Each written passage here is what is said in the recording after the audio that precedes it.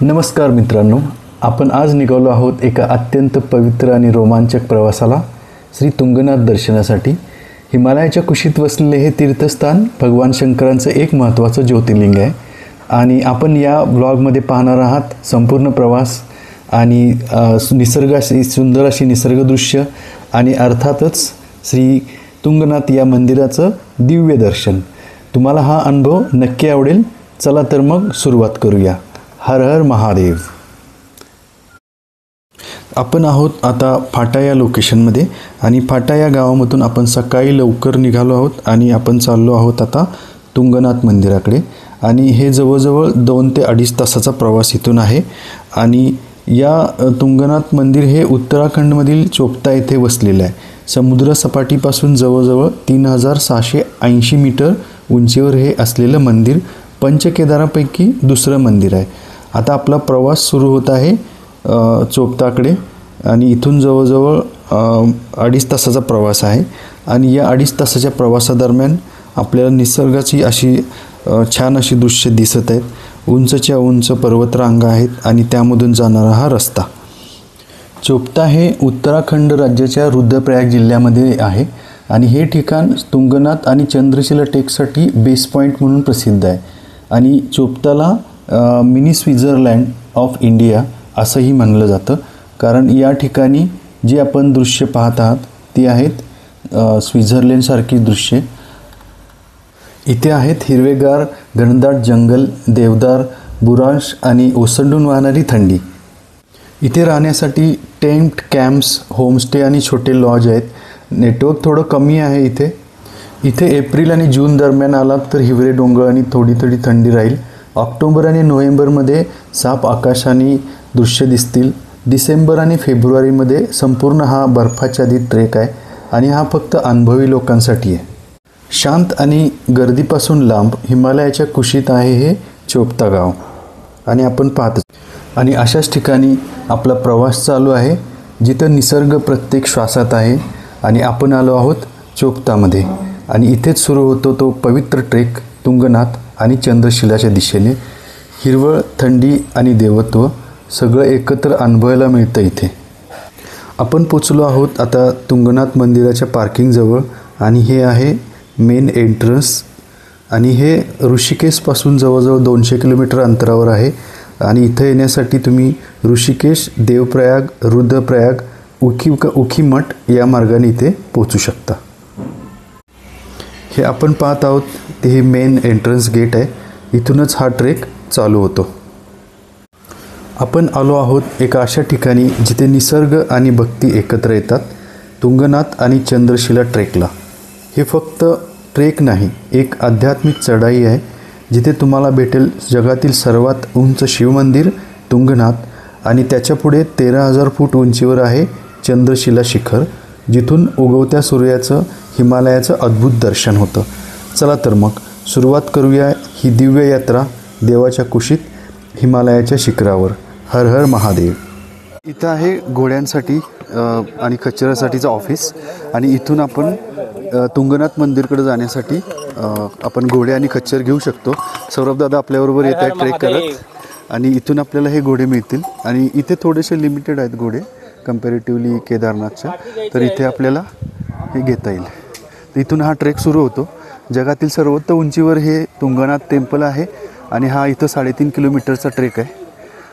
आपल्याबरोबर आहेत सौरभ दादा आणि आपण चाललो आहोत हा 3.5 किलोमीटरचा ट्रेक कंप्लीट करण्यासाठी। चला तर। हर हर महा। हा नो प्लास्टिक झोन आहे, त्यामुळे इथे प्लास्टिकचे कंटेंट्स अलाउड नाहीत, तिथे तुम्हाला परत घेऊन जावे लागेल। आणि इथं आपण जो हा बोर्ड पाहत आहोत तो आहे इथं असणारे प्राणी आणि वनस्पती संबंधी माहिती। आपण समोर आहोत ट्रेकच्या माहिती। इथं वेलकम बोर्डच्या जवळ उभे आहोत। Welcomes you to Chopta Tungnath Chandrashila trek. हर हर महादेव। जय हर हर महादेव। तर इथं पुढं आल्यानंतर आपल्याला काही सूचना पण दिलेल्या आहेत, तर त्या सूचना पण वाचून येणं खूप आवश्यक आहे। Do and don'ts.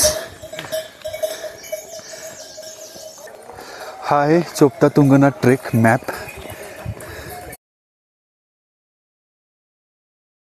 आणि याच्यामध्ये आपल्याला बघू शकतो आपण हा ट्रेक 3.5 किलोमीटर आणि वरती टॉपवरती चंद्रशिला टेम्पल आहे या इथे समोर. तुंगनाथ ट्रेक हा एक सर्वात प्रसिद्ध असा ट्रेक डेस्टिनेशन आहे आणि ते गढ़वाल रिजन उत्तराखंडमध्ये येतं.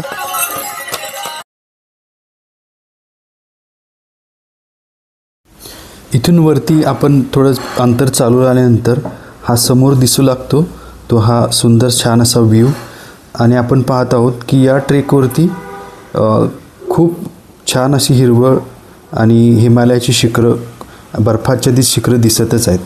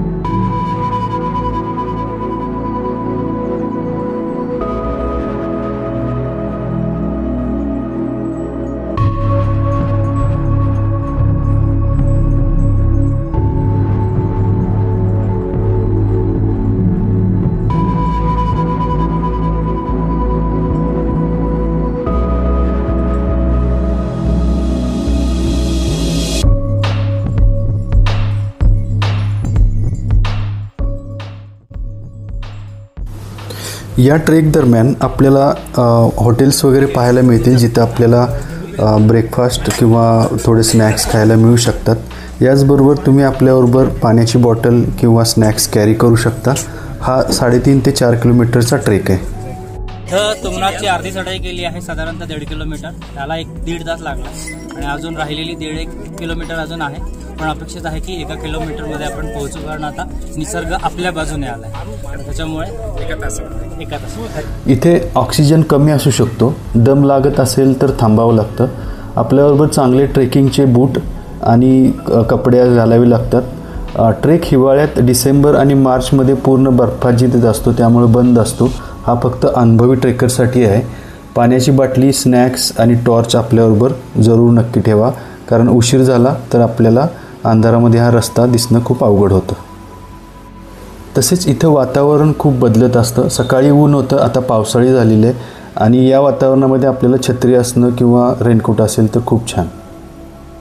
चला तर आपण ट्रेक पुढं कंटिन्यू करूया. हर हर महादेव.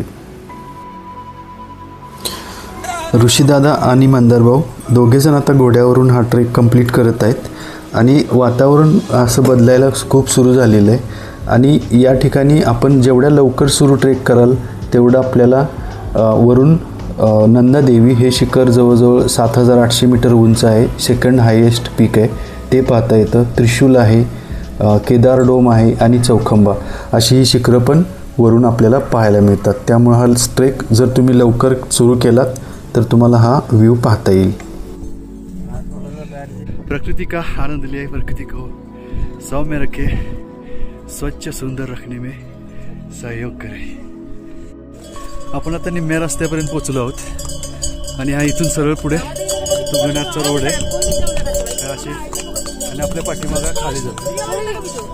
एक सांगू इच्छितो इथे येण्यासाठी सर्व पर्याय उपलब्ध आहेत जसे की खच्चर आहे, डोली आहे. पण हा आम्ही रिकमेंड करू यायचंच असेल तर अवश्य ट्रेक करत या. हा अविस्मरणीय स्वर्गीय अनुभव आहे.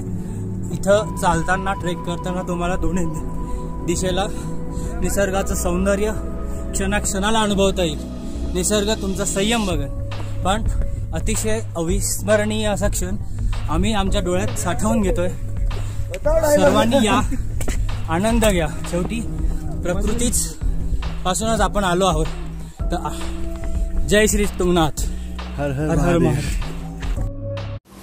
वातावरण हे बदलत असल्यामुळे आपल्याला धुक्याच्यामुळे आपल्याला हे आजूबाजूला दिसणारे हे जे व्ह्यू आहेत ते पूर्ण दिसायचे बंद झालेले आहेत.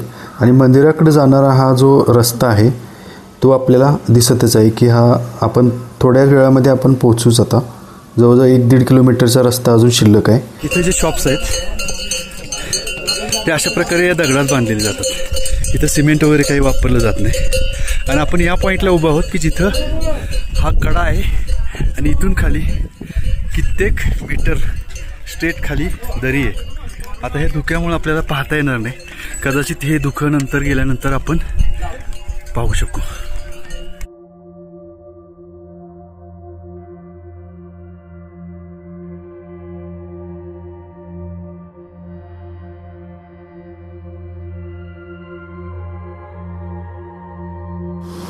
तुंगनाथ मंदिराकडे जाण्यापूर्वी आपल्याला हे एक छोटं मंदिर दिसतं आणि या मंदिरामध्ये कुठल्याही प्रकारचं सिमेंट वगैरे काही वापरलेलं नाही. हे एकावर एक दगड ठेवून तयार केलेलं हे मंदिर आहे आणि हे मंदिर आपण पाहतच आहोत.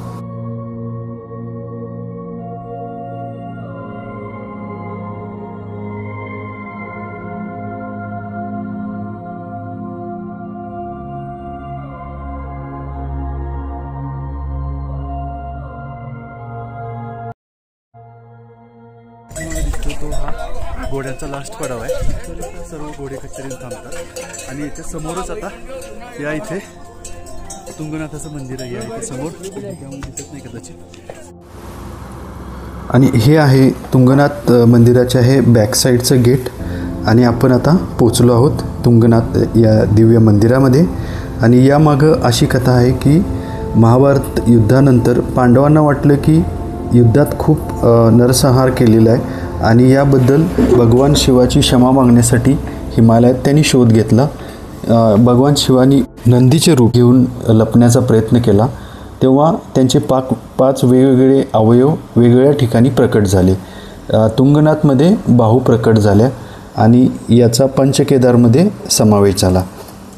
केदारनाथ या ठिकाणी भगवान शिवांचे हंप म्हणजे पाठीचा भाग प्रकट झाला.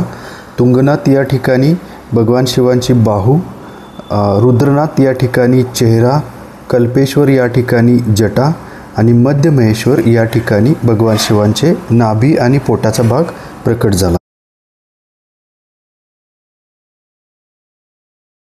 श्री तुंगनाथांचे दर्शन घेतल्यानंतर आपण आता चंद्रशिलाकडे या ठिकाणाकडे चाललो आहोत. आणि हे चंद्रशिला हे ठिकाण इथून 1.5 किलोमीटर अंतरावर आहे.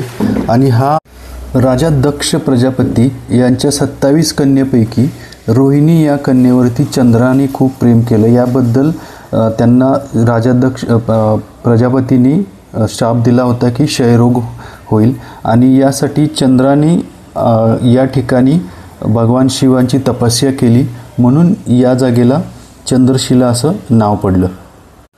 इथूनच तुम्हाला नंदादेवी, त्रिशूल, केदारडोम यासारखी बर्फाच्छादित शिखरे स्पष्टपणे दिसतात. आता सध्या हा मोसम खराब झाल्यामुळं आपल्याला हा पाहता येणार नाही. या ठिकाणून सूर्योदयाचा किंवा सूर्यास्ताचा अनुभव खूप अप्रतिम आहे. हर हर महादेव. सर कहाँ से आ गए आप? अहमदाबाद से. सो अब ट्रैक करते आगे ऊपर तक? ट्रैक करके आया हूँ. कब शुरू किया था? बस अभी 1:30 बजे शुरू किया था. ओके. अभी बस ऊपर आए, हो जाएगा अभी 10 मिनट में ऊपर पहुँच जाएगा मंदिर. ओके. आराम से. जी जी बिल्कुल, जी बिल्कुल. अभी मौसम थोड़ा खराब हो रहा है. मौसम खराब भी हो रहा है, ठंड भी हो रही है. जी जी जी बिल्कुल. ठंडी वाला माहौल हो गया है. चलिए फिर आ जाइए दर्शन करके. हर हर महादेव. हर महादेव. अशा प्रकारे आपण तुंगनाथांचं दर्शन करून आपण आता खाली ट्रेक करत खाली चाललेलो आहोत. आणि आपल्याबरोबर आहेत मंदार भाऊ, ऋषिकेश दादा आणि सौरभ दादा. वातावरण थोडंसं चेंज होत चाललेलं आहे आणि तिथे वॉर्निंग माईकवरून दिल्यामुळं आम्ही आता परत चाललेलो आहे कारण उशीर होत चाललेला आहे. आमच्या जिवंतपणी स्वर्ग बघायचं आहे तर या, घरात बसू नका, इथं येऊन बघा. व्हिडिओ बघून नका हे करू, पण इथे येऊन बघा. आणि यायचं असेल तर सकाळी लवकर इथं यायचं ट्राय करा, सो दॅट की सगळं तुम्हाला व्यवस्थित अनुभवता येईल. नंतर धुकं खूप वाढतं आणि मग विजिबिलिटी कमी होते. हर हर महादेव. हर हर महादेव. चला तर आपण आता खाली आपण मित्रांनो, श्री तुंगनाथांचं हे अप्रतिम दर्शन आणि ट्रेक अनुभव तुमच्याशी शेअर करता आला याचा खूप आनंद आहे. तुम्ही इथं याल तेव्हा देवाच्या आशीर्वादाबरोबरच निसर्गाचंही आलिंगन तुम्हाला लाभेल. तुमचं काय मत आहे तर ट्रेकिंगसाठी तयार आहात ना? तुम्ही हा व्हिडिओ शेवटपर्यंत नक्की पहा आणि आपण निसर्गाची काही दृश्य कॅप्चर केलेली आहेत ती पण पाहत राहा. याचबरोबर जर आपण श्री केदारनाथ दर्शनासाठी जात असाल तर मी लिंक डिस्क्रिप्शनमध्ये देत आहे, तर तो व्हिडिओ तुम्ही नक्की पहा. आपल्याला तयारीसाठी आणि खूप मदत होईल. की केदारनाथ, बद्रीनाथ, तुंगनाथ, गंगोत्री, यमुनोत्री या ठिकाणी येण्यासाठी पैसा लागत नाही, तर बोलावणं लागतं असे मानले जाते. आपला पुढचा प्रवास असणार आहे बद्रीनाथ या ठिकाणी. हर हर महादेव. व्हिडिओ आवडला असेल तर नक्की लाईक करा, शेअर करा आणि सबस्क्राईब करायला विसरू नका. आणि आपण पुढच्या भागात भेटणार आहोत लवकरच.